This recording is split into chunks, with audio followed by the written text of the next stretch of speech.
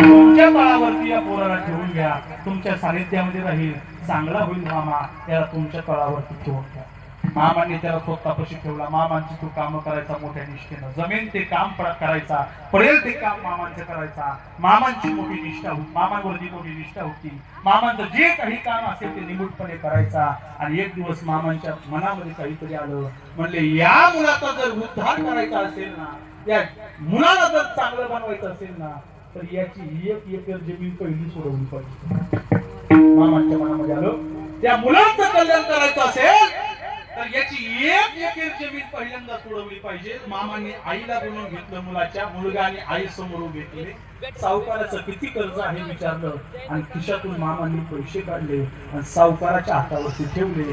आणि त्या असणाऱ्या मुलाची 1 एकर जमीन सोडवली. सोडवल्यानंतर त्या मुलाला सांगितलं, बाळा या शेतीमध्ये असं कष्ट कर, असं कष्ट कर, जा तुझं कल्याण होईल. त्या मुलानं त्या आईनं शेतीमध्ये असं कष्ट केलं, असं कष्ट केलं.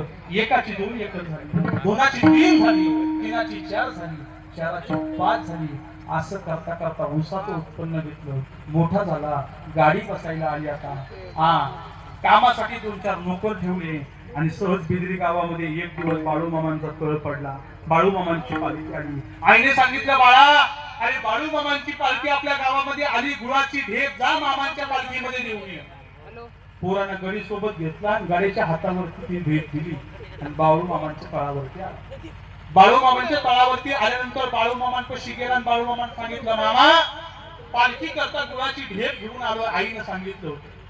मामा म्हणले, ढेप कुठे आहे? म्हणले, ती काय गाडीच्या हातात. मामांनी त्याला प्रश्न केला, ढेप कुठे आहे? म्हणले, ती काय? म्हणले, गाडीच्या हातात. गाडीच्या हातात.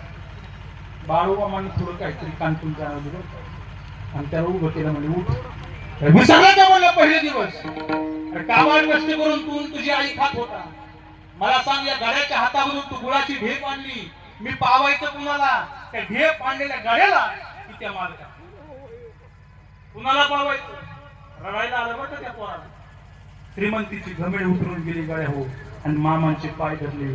आणि मामांचे पाय धरल्यानंतर आईला जाऊन सांगितलं, आई मी गुळाची ढेप आपल्या गाड्याच्या हातून घेऊन गेलो होतो, मामांनी मला लय बोलले. मामा, ते आई म्हणली, अगदी बरोबर आहे गाड्या. अरे ज्यावेळी काही नव्हतं त्यावेळी मामांनी आपल्याला साथ दिली, मामांनी आपल्याला मोठे केलं. आणि त्यांच्यापाशी जाताना जर तू श्रीमंतीचा घमेंड घेऊन जात असेल तर काय अर्थ आहे तुझ्या जीवनाला? ऐका रे, तात्पर्य सांगून जाईल. तुम्ही येत असेल या ठिकाणी घमेंड घेऊन श्रीमंतीचा, येऊ नका गाड्या.